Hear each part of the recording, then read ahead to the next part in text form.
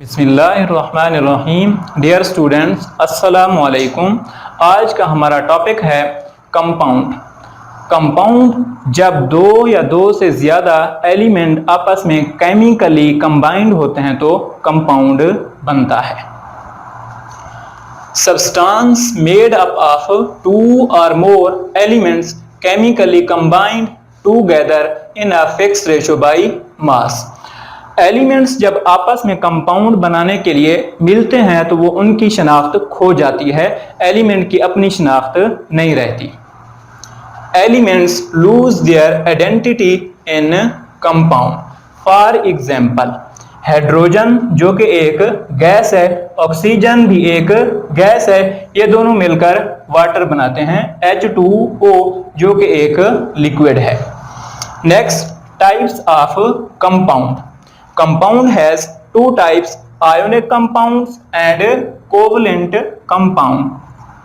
Ionic compounds are represented by formula unit. Covalent compounds are represented by molecular formula. For example, NaClKBr. For example, H2OCH4. Next, mixture.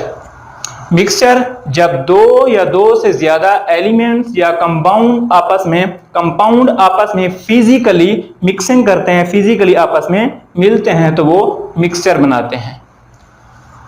When two or more elements or compounds mix up physically without any fixed ratio by mass is called mixture.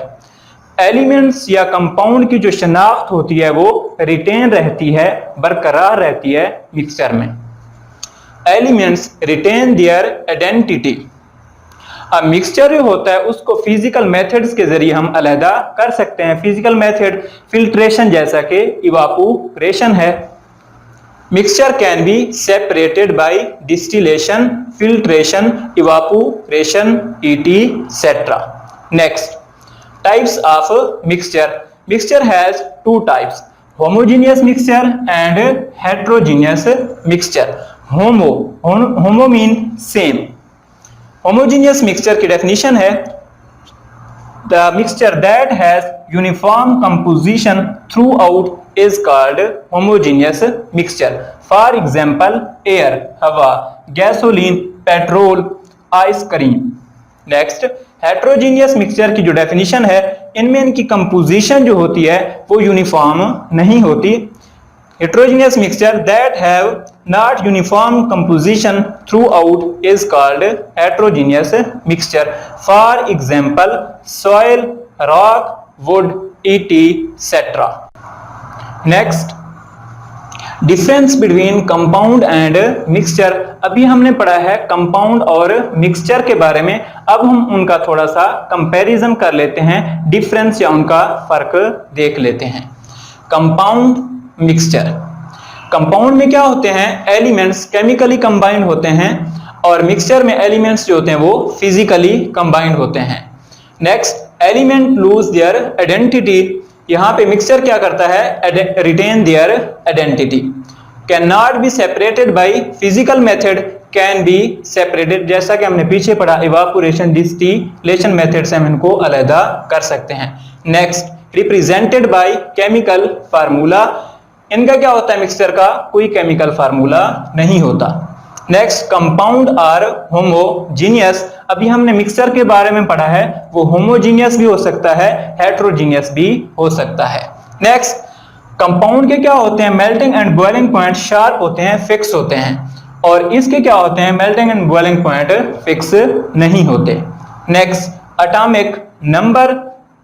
Number of protons in the nucleus is called atomic number. Atomic number is represented by Z.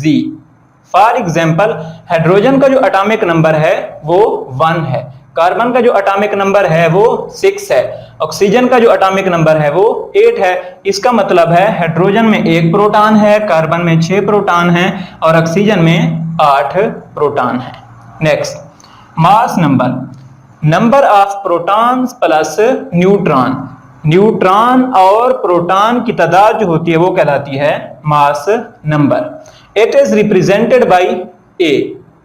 For example अब हम इसको देखते हैं तो carbon के क्या होता है एटॉमिक मास 12 होता है, इसमें 6 प्रोटॉन होते हैं और 6 क्या होते हैं न्यूट्रॉन। ऑक्सीजन का जो मास नंबर है वो है 16, इसमें 8 प्रोटॉन हैं और 8 न्यूट्रॉन हैं। अब एटॉमिक नंबर के लिए मास नंबर के लिए क्या होता है, एक फार्मूला होता है A = G + N। Next relative atomic mass and atomic mass unit. जहां कहीं पे भी लफ्ज रिलेटिव आ जाए तो उसका मतलब होता है कंपैरिजन, किसी से मवाजना करना।